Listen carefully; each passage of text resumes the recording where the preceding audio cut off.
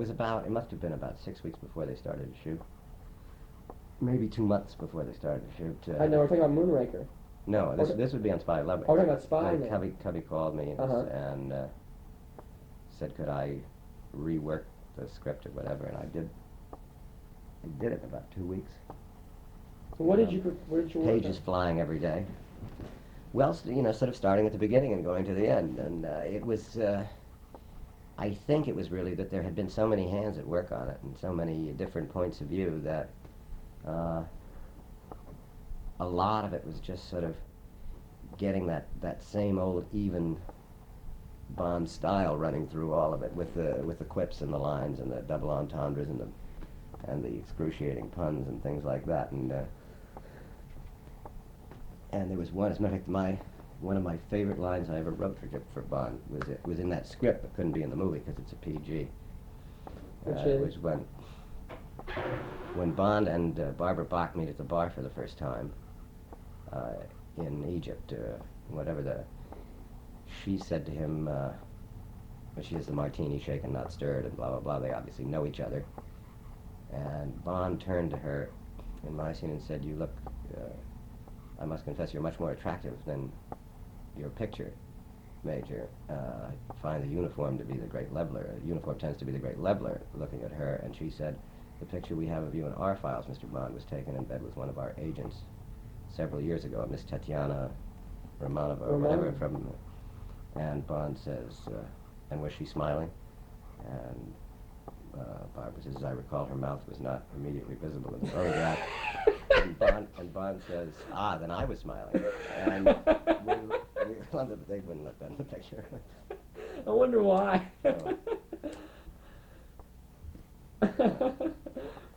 It was fun because I did it, just Cubby and Danny Risner around here. Louis Gilbert was busy, in preparation for the picture, which was going to be so close. And when I was back in England on Superman, just starting, there was, Cubby had gotten a rough cut together, or more than a rough cut actually. He was running at the studio and wanted me to come see it.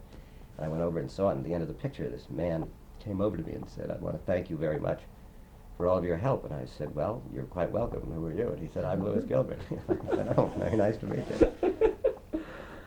He seems like a really nice guy. I've interviewed him a couple times. He's a very nice guy. I must say, it's the only time in my life. You always see on the screen, for instance, it says Maybaum and Mankiewicz on Diamonds Are Forever, or Man with a Golden Gun. I never met Dick Maybaum, but shared credit with him. And that's happened many times, and it happens to writers on films that you can share credit with somebody and you've never met them. And it's the only time in my life I ever worked on a film as a writer and never met the director. That's crazy. But anyway, the Moonraker. I interviewed you while you were. This is in. I think it was about the end of '77, like around. Must have been about November. Yeah, and Louis was out here, and we were sort of going to work on the original story for Moonraker. I haven't read the script of Moonraker. I'm sure it's vastly different than our original story. It was a question then on Moonraker of getting the ball rolling.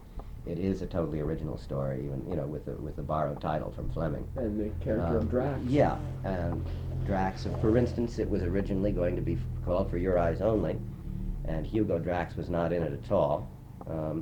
For Your Eyes Only is the name of a group of short stories. Yeah, and the picture was going to be called For Your Eyes Only. The villain was going to be the villain.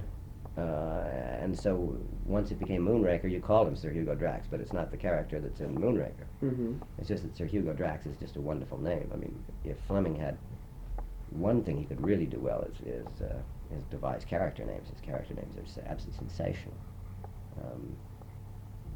And Hugo Drax is just terrific. So that it wouldn't matter whether the fellow was 5'2" and penniless or 6'4" and a multimillionaire. He'd be called Sir Hugo Drax because it's a wonderful name, but it had nothing to do with the book. And Cubby felt very strongly that Bond, in that constant effort to top yourself or to be bigger and better or this or that Bond should be in space this time. And even though they weren't using Moonraker, it was still the... It was still called For Your Eyes Only, and Cubby had fallen in love with the space shuttle, which I guess is going up this year, Mhm. around the same time the movie's coming out. Which is interesting. And, well, it's more than an accident, but we went up, Lewis and I and Cubby, and we went up to the place in San Jose, which is NASA, I guess, or I don't know what, that's setting up the space shuttle. Mm-hmm. We talked to them. We went into simulators and mock-ups and models, and looked around the base. It's sort of how a Bond picture starts. Looked around the base for things that might be fun to use in the picture. There is, for instance, a chair where they test the G-force on astronauts. It goes swinging around and around and around and around, faster and faster. And if you're well trained in Bond, you look at that chair and you say right away, well, if he's strapped into that chair and can't get out and it's going faster and faster and faster and faster, it's going to crush him while somebody's taking him on a tour of the base. What a wonderful idea. You jot the ideas down. But the trick always is in Bond in good Bond, to avoid what happened as a final thing on Golden Gun, which is you say, okay, there's this bit, that bit, this bit, that bit. Danny and I were talking about it the other night, last night as a matter of fact, that I said, wouldn't it be great, looking at a swimming pool, I said, wouldn't it be great to have where the swimming pool light is underwater, that the light pushes aside while Bond is swimming, and a 40 or 50-foot python comes into the pool under him, and he's swimming with a girl, and the python brushes against his leg, and he thinks it's the girl, and he's saying, yes, darling, and so on, and the thing wraps himself around. And that happened because we looked at a series of films called Thrill Seekers, which used to be a television series, Mm-hmm. looking for people who did strange and wonderful things. In the beginning, you have no idea where the Bond is going to go and this and that, and things spark you all the time. And we saw this fellow who handled snakes. That evolved into the idea of the swimming pool. Then in the original story, Bond was in Tibet, in a lamasery, which served as the headquarters for Which film is this on now? Moonraker. At one point, the heavy in the film is sending up space shuttles and colonizing outer space. And at one point, the headquarters for it was a lamasery in Tibet, and the python was in a rock pool. Now I gather, from what I've heard in the screenplay, the python, or whatever snake it is in a swimming pool somewhere else. I think it's in the Brazilian jungle. In the Brazilian jungle. So what happens is a lot of times you think of wonderful sort of set pieces like that, and you put them aside and work on the story, Mm-hmm. and then see if you can slot them in if they fit comfortably Which makes along the sense. way, you know. But there are things, people look for those kind of set pieces in Bond, such as a fantastic stunt like Rick Sylvester going off the hill. If you can think of something like that, or you find somebody who can do something like that, for instance, Man with the Golden Gun, the fellow with the 360-degree car turn, he got in touch with the Bond people, and Cubby had seen pictures of it before anybody even started to write on Man with a Golden Gun. And you just knew that at some point in the picture, it might be in the beginning, it might be in the end, Bond was going to turn a car 360 degrees in the air because this guy could do it. No one had ever seen it before. Mm-hmm. And it is a stunt that fits Bond perfectly because it's larger than life and you can watch it happen. And it doesn't fit most movies. I mean, this poor guy could sit for years being able to do that stunt. And in a hard-hitting police movie or something, if somebody turned a car 360 degrees in the air, the audience wouldn't believe it even if they saw it. But in Bond, they believe it when they see it. And then, you know. So those things are always happen. Lewis and I sat down. We did about, I guess, a 50 or 60-page outline, Now, you mentioned to me originally that which I have somewhere. I'd like to see that, if it would be possible. You mentioned that you knew that Christopher Wood would be coming in to write the script at that time? Yes, I agreed with Cubby in the beginning that all I wanted to do was to write the story. You know, I would work on the story. They wanted me very much to start with Lewis, to get the ideas. Christopher had come in on, he was not the first writer on The Spy Who Loved Me. No. Very good for Bond. He's a terrific writer for Bond. But it was really like cranking up a Bond from word go. I think Cubby just felt more comfortable in the beginning with people who've been through it over and over again, so you sat down in a room and almost talked in shorthand about, you know, well, we could have this, do we do that, do we bring Jaws back, do we not bring Jaws back? If we do, is he a minor character, is he a major character? If we have him in the teaser, do we spoil it for the audience? Do we let them wait all picture for Jaws to appear? Then should he be a real villain? Maybe at the end, he and Bond should be together against the villain. Jaws should turn and join Bond because, in fact, Jaws turned out to be such a lovable villain that if Bond actually killed Jaws, the audience might hate Bond for it. because they love Jaws. And that's what they do apparently in this film. Jaws does do a turnaround at the end. Well, we discussed that in the second meeting. Shouldn't Jaws maybe turn around and join Bond? Because we can't afford to have Bond kill Jaws. So getting all of that together, I think my outline, the story took place in Paris, Southern California, India, Tibet, and space. And now it takes place in Brazil. Well, it's still but in that's Paris. not, yeah. Was the opened in plan Paris. originally to film in Paris as well? Originally, I wanted to, the opening, or very close to the opening, was the Paris Air Show, where we would introduce the space shuttle at the Paris Air Show. And I don't know whether that's still the case or whatever. There was a killing on the Bateau Mouche, where Bond was supposed to meet somebody. I don't know if that's still in. And this is interesting from Bond, how Bond evolves like that. That obviously the Bateau Mouche is a wonderful device to show Paris at night. I mean, and gorgeous, and it's beautiful.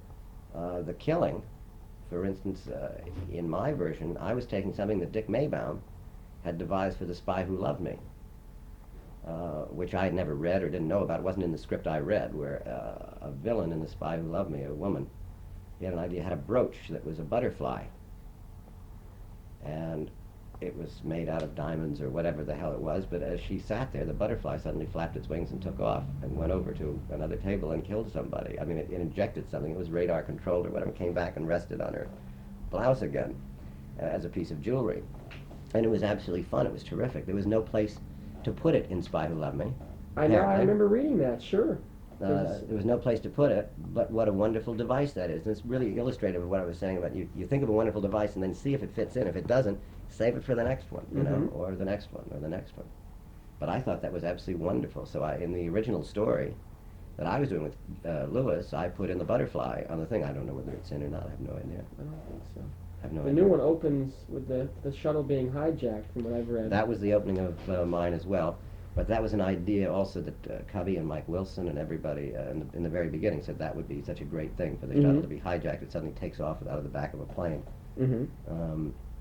And then there was a free fight in midair. You cut to Bond and he's in a... There's the same sequence there was in Spy, from what my friend told me, where after finding out the shuttle's been hijacked, runs in and says, "Where's Bond?" Moneypenny. And he was just coming back from that assignment in South Africa. He's on the last leg of his journey, and you see it in the airplane. And the leg and the thing, and that's been used many, many times, and we've done that. You know, that's M calling, and he says, "Good night, sir," and where's good night, and good night, sir, and Bond tell him to pull out immediately. All of those. M is always, that's fairly standard, I think. And then apparently the pilot has a fight with the pilot, and the pilot jumps out. And then yeah, with a parachute, and Bond doesn't have one, and Jaws pushes him out. Yeah, and then he takes the parachute off in midair. I gather that's still in. That's still Yeah. part of it. And I gather that's very exciting too. They shot it. We met at the time I was doing the story with a group of skydivers, young skydivers who do that. Who are probably the ones they use in the picture. I'm not sure. And Jaws falls and lands on a circus tent. Well, yeah, I wanted him to. There were three versions in the beginning. I said, wouldn't it be great if a guy was in bed and with his wife, and he was whatever, and Jaws came through the skylight and wound up in bed with the guy's wife or Bond or whatever. Then Jaws, we thought at one point, what if he fell into a bar mitzvah, into a pile of chicken liver? What if he fell into, you know, so you really, if he's falling into a circus, it's terrific because he'll look like one of the circus freaks. Well, what I think what happens is that he falls on the tent, and like this huge 50-mile-long tent collapses. It's wonderful. It's wonderful. That's crazy. But see, it's a wonderful thing to have. And you say, all right, Jaws, as extraordinary as he is falling through the air. You've got your choice of 5 million things for him to fall into. I mean, it's just wonderful. What was your name for your girl? I can't remember. I'll tell you, I can't remember. Because I name her now Holly Goodhead. Is Holly Goodhead is her name? Oh, no, her name wasn't Holly or Goodhead. I don't know. Yeah, Lois Child is Holly Goodhead, which is a great name. I understand that Lois Child got a little upset. She suddenly realized it dawned on her that maybe Bond was a male-oriented film in which women were sometimes used. And I wonder where she got- could have gotten that idea. I don't know. It's playing a character named Holly Goodhead. I don't know. I don't know. She's attractive, but a lot of people have been saying that she doesn't seem to be the typical exotic Bond girl. No, she doesn't. I don't know. I wasn't around for the casting or why that. You mentioned in our first talk that in your script or your treatment that something about the Bond has to kill the girl, but again he doesn't want to do it himself. He's mentioned the fact that Bond should never kill a girl. Yeah, I tell you, there always had that problem with Bond fighting a woman is very difficult, or Bond killing a woman is very difficult. But still, that old, there's a certain code that goes with Bond, and it's very much Cubby's code as well. Mm-hmm. And there's always a tendency in Bond to have a set piece. I've always wanted to have Bond really have a good balls out fight with a woman. I mean, with somebody who really is equipped to fight him. I don't know, and yet, for instance, in Diamonds Are Forever, it didn't work out that way because it was just it was really sort of more acrobatics and things than an actual fight, and done more for fun than for menace.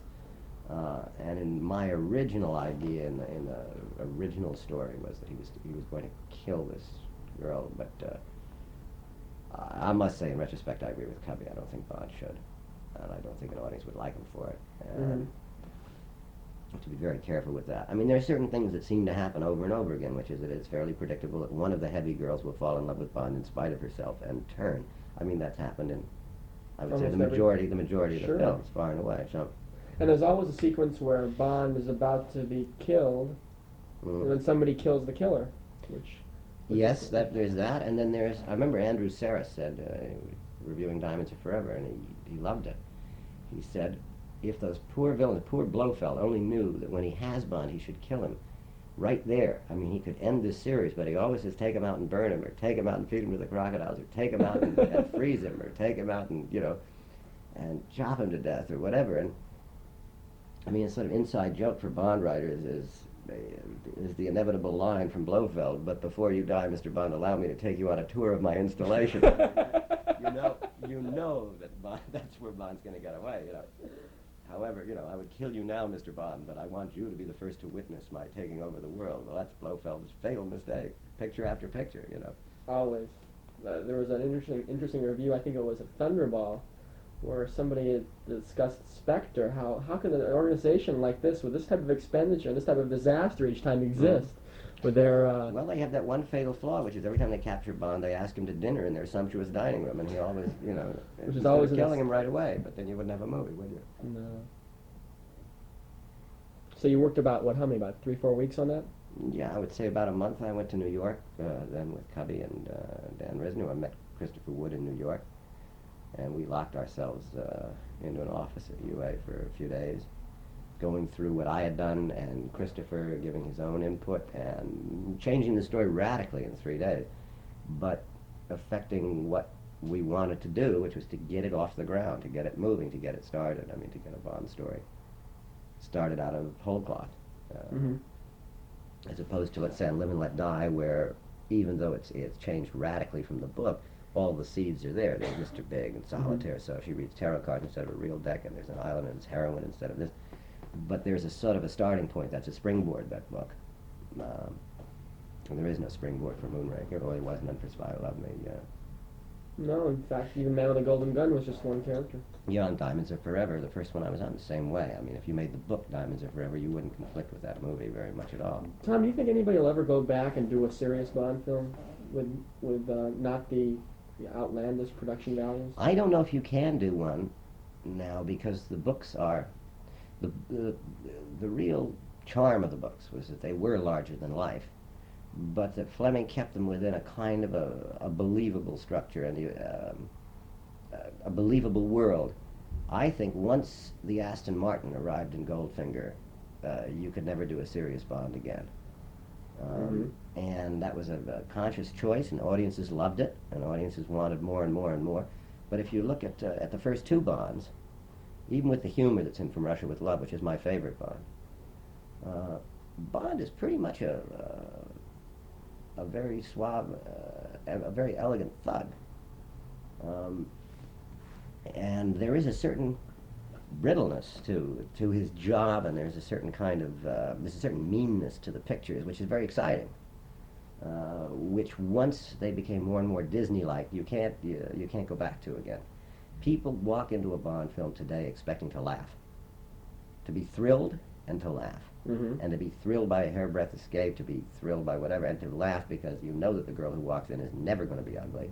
She's always going to be beautiful. She's always going to have some cockamamie name. His car will turn into a pogo stick or a thing or whatever, and they're expecting it. And I think they'd be sadly disappointed if you went back and made Bond what he was in. In other words, a film like From Russia with Love today would not succeed. I think it would succeed. But it would not be. Well, I mean, to be frank, From Russia with Love is what, 1964? Something like that. We're 15 years later. It's just a whole different audience. What From Russia with Love was in 1964 was just as outrageous 15 years ago as some of the stuff in Spy Who Loved Me is today. It's interesting. Superman has a lot of Bond in it, in the sense that it has a lot... Well, it's just the same guy working on it. I don't know whether there's a lot of Bond in it, you know. Well, no, in the sense that someone pointed this out to me, the fact that it's funny as heck at times, and it has a lot of... it's very tongue-in-cheek, but it also has a lot of sincerity at times. It goes from the sublime to the ridiculous. And it's charming and touching, which the Bond films are. There are moments... As outrageous as Goldfinger was, there is a moment when Tilly dies, getting chopped her head off, where you sit there and say, wow. And having seen Superman, I see a lot of you in it. Well, that's Dick Donner as well, and we wanted to make these people real and believable.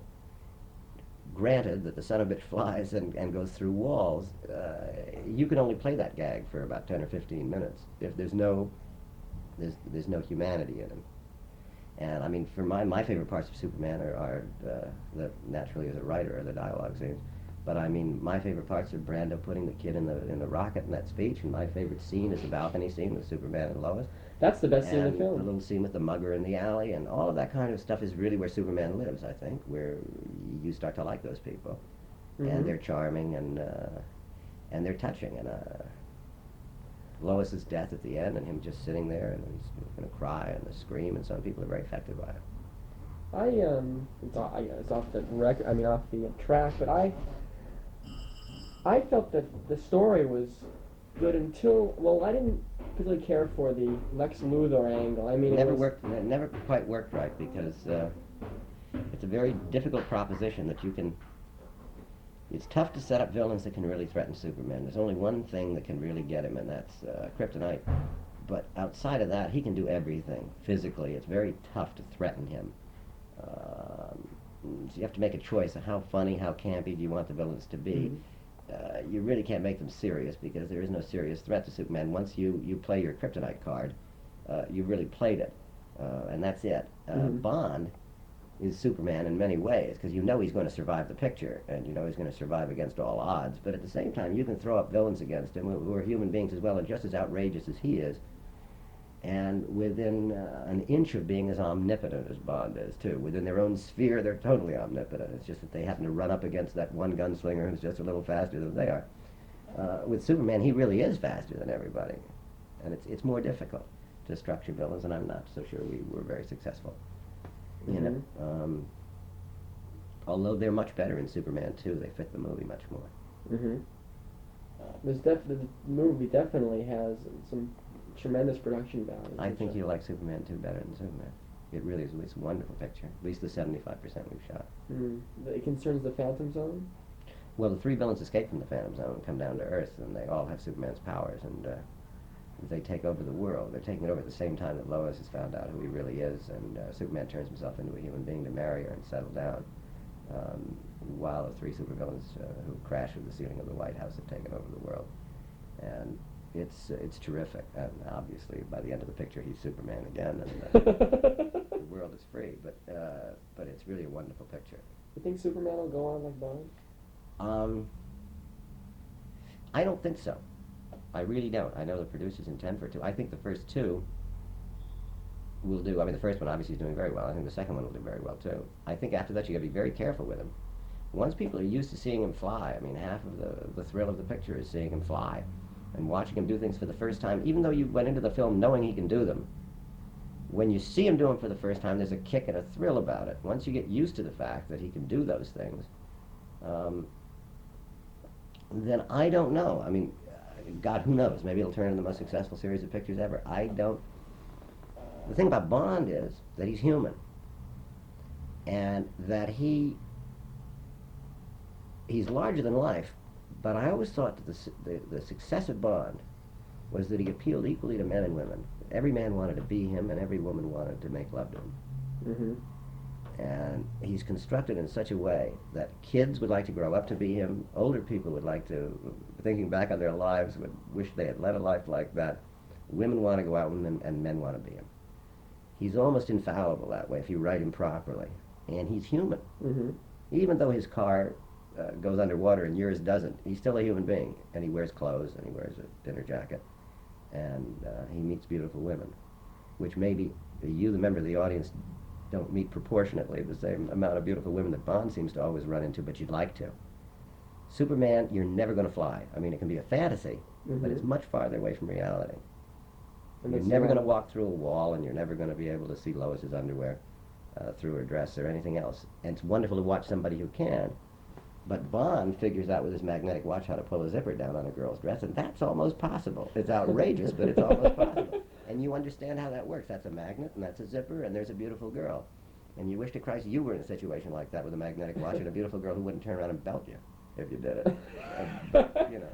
Well, that's the key, the fact that all the things that Bond does is believable. And most women in the audience would like to be in the room with Bond at the time and really wouldn't mind that much if their zipper went down. Because that's in their own larger-than-life fantasies as well. But again, with that just a hint of reality there. He does actually walk around and go to the bathroom and eat and all of that. I mean, you know, which he doesn't do that much more in the film. We could never figure out if Superman went to the bathroom or not. Well, what's this thing, the joke now about Superman can't make love to a woman because he'll kill her? Well, he does make love to Lois in part two. He does. Yeah. I'd be very careful about that. He's on top of her and he kisses her for the first time, and she says, "Oh, if you only knew what that felt like." And he says, "The kiss," and she says, "Not exactly." And that's as far as we go. We don't go any farther than that. No, the interview in the apartment was the best. I think It's a lovely scene. Margot was wonderful in the picture too. Oh yeah, I really liked her. I liked that kind of cockiness about her, which makes it so much. And Christopher Reeve is great. Yeah. He's so. I tell you what, they're both so talented. I must say, as a writer, and for all the other writers that were on that picture, you know, you keep reading now that the film is a success and all of that, and I hear Chris, who's a wonderful guy and terrific. People keep talking about all the humanity that's in Superman and all the cockiness in Margot and so on, and sometimes it seems to me people forget that that was written before they were ever cast. I mean, that in fact that the people themselves who play it wonderfully, but that the humanity is not a choice of performance, and that cockiness is not a choice of performance, it's in the writing. I'm glad the film is doing well. It's doing unbelievable. I think it's $82 million in 45 days or something. That's just domestic. That's just in this country. Do you think Roger will play any more Bond films after Moonraker? I don't know. I mean, that's so much up to Roger in the sense that he's gotten back from the Bonds as much as he's given to them. I mean, he's done almost the impossible, which is people thought that the series would die when Sean left. There would be a succession of Lazenbys or whatever, and Roger has kept Bond going. I mean, with all the people that have made the film. He's been very, very successful at it. It's made him a much bigger star than he ever was, and he can get a lot of work in movies that he couldn't get before, off having been Bond. And the question gets back to what it did with Sean. When Sean said to me one day, I said I wanted him to come back on Live and Let Die. I mean, he'd announced that was it for good. And I ran into him in London one night, and I said, "Sean, you know, God, why don't you do one more? Just one more." I said, "It's really a fun script, and you really..." Roger hadn't been cast. We had no idea he was going to play Bond. Burt Reynolds was very much John Gavin was. John Gavin, Burt Reynolds, Roger. I mean, there was a lot of, you know. And I said, "Sean, just one more. And he said, "No, boy, I can't do it. I can't do it again." And I said, "You know, everywhere I go and everybody I run into says, why doesn't Sean keep going? He really owes it to the audience." And he owes, you know. And Sean said, "I've done 6 fucking movies, or 7 movies over 12 years, or whatever. I mean, you know, how much do you owe an audience? I mean, it's not a question of disliking an audience or being angry at an audience. But under that thing, proviso, as long as Bond is successful, then Sean owes it to people to keep playing it, probably till he's 55. I mean, Sean could slip into Bond's dinner jacket right now. He looks great. He's not that old. He's 48. Roger's older than Sean. I know, which is incredible. Roger's 50 or 51 now. But there again, with Roger, it's how much do you want the money, how much do you love the part, how much do you need the money, and what kind of a career can you have without it, and how committed are you to it? And after all, what's Roger's? This will be his fourth? Fifth. Well, Yeah. the Moonraker's His fourth. This will be his fourth Bond movie. The only problem an actor has playing Bond is, first of all, that you get typed a lot. Obviously, you become James Bond. But second, the movies take so long to shoot. So it's not like a normal movie where you say, okay, I'm going to play this part for 12 weeks. That was 14 weeks. Connor's complaint about Yeah, that it later takes, on. by the time it's over, your year's gone.